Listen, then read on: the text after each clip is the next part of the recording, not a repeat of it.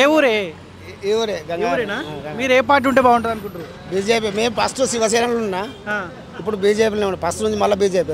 ఎన్నేళ్ళు అవుతుంది బీజేపీ ఉండబట్టి? నేను ఫస్ట్ 12 సంవత్సరాలకు బొంబాయి వెళ్ళిపోయినా. అక్కడ శివసేన బాల్ డాక్టర్, రాజు డాక్టర్ వాళ్ళతో నా ఫోటోలు ఉన్నాయి వాళ్ళ దగ్గర. మళ్ళీ ఇక్కడికి వచ్చి ఇప్పుడు 14 సంవత్సరాలే బీజేపీలో ఉంటుంది. వేరే దానికి పోవట్లేదు నేను. అంటే పక్క పార్టీ వాళ్ళు పిలుస్తలేరు, ఎవరు పిలుస్తలేరా?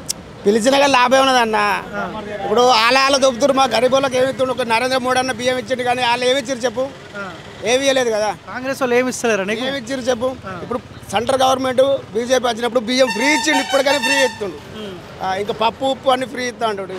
దాని ముందుగా బలితే గెలితే ఇస్తాడు కావచ్చు. అందుగురించి మాకు ఎక్కువ పార్లు. ఈయన బోయినపల్లి వినోద్ కుమార్ పోటీ చేస్తున్నారు బీఆర్ఎస్ పార్టీ నుంచి, మాజీ ఎంపీ. ఆయన వస్తుంటే ఏం చేయడు, ఒక్కరు సుధా వచ్చినట్టు లేరు. ఇప్పుడు పోతున్నాయి ఆయన ఇట్లా కారు పోతున్నాడు. ఇప్పుడు సుంకరాజశేఖర్ ఉండి మంగపేట నుంచి, మాది కొద్దు మంగపేట, గంగారు దగ్గర మంగపేట.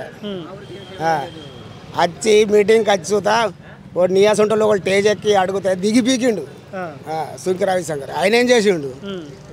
ఈయన మేడిపల్లి సత్యవరం కొంచెం వచ్చి మాట్లాడి చేతిలో చేసిండు. మరి మన బీజేపీ ఎందుకు గెలవలే ఇక్కడ చొప్పదండి నుంచి? ఎప్పుడు? మొన్న అసెంబ్లీ ఎలక్షన్లో. అసెంబ్లీ ఎలక్షన్లో మేము మేడిపల్లి సత్యం 2 సార్లు ఓడిపోయిందని, 3ఓసారి ఇప్పుడు ఈయన గెలిపించుకున్నాము.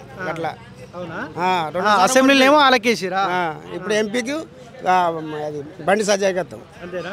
అంతే. బండి సంజయ్ తిరుగుతూ ఉంటాడా? విధంగా నడిచేస్తాడు రమ్మంటే.